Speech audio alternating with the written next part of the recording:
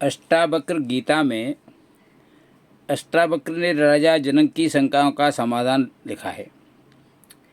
राजा जनक जिज्ञासु के साथ साथ उत्तम ज्ञान प्राप्ति के इच्छुक थे। जनक जी के पूछने पर अष्टावक्र ने कहा कि तुम आत्मा हो। आत्मा दिखने वाली नहीं है, परंतु आत्मा सभी को देखने में सक्षम होती है। जो दिखता है वह संसार है, शरीर है, और जो दिखता नहीं है वह तुम हो। तुम साक्षी हो। जो दिख रहा है, अनुभव हो रहा है, वह संसार है। तुम संसार, शरीर, मन, बुद्धि के साक्षी हो। तुम सीमित नहीं हो, सर्वव्यापी हो।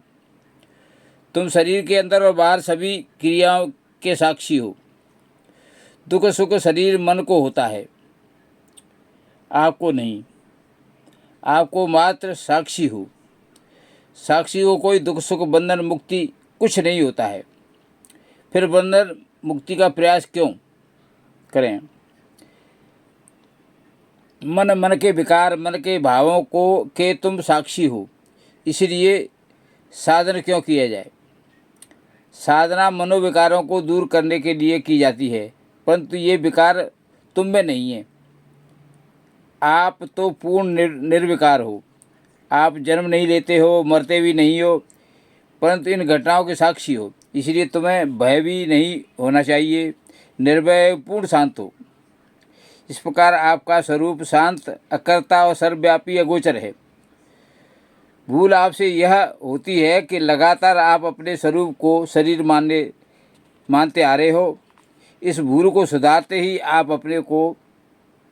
अपने वास्तविक रूप को पहचान लोगे। इसलिए वास्तविक रूप को पहचानने के बाद में फिर कोई दुख सुख है ही नहीं। यही ज्ञान था। और जब वास्तविक रूप को पहचान लोगे तो आपको पता लगेगा कि आप वो शक्ति हो जिसको परमात्मा कहते हैं, ब्रह्म कहते हैं या आत्मा कहते हैं, वो हो। यानी आप इतने विस्तार हो, आप इतने विशाल हो, और आप अपने को सूक्ष्म मान करके शरीर मान रहे हो। इस भ्रांति को दूर कर लो, आपको शांति और मुक्ति सब कुछ मिल जाएगी। क्या मिली हुई है। धन्यवाद।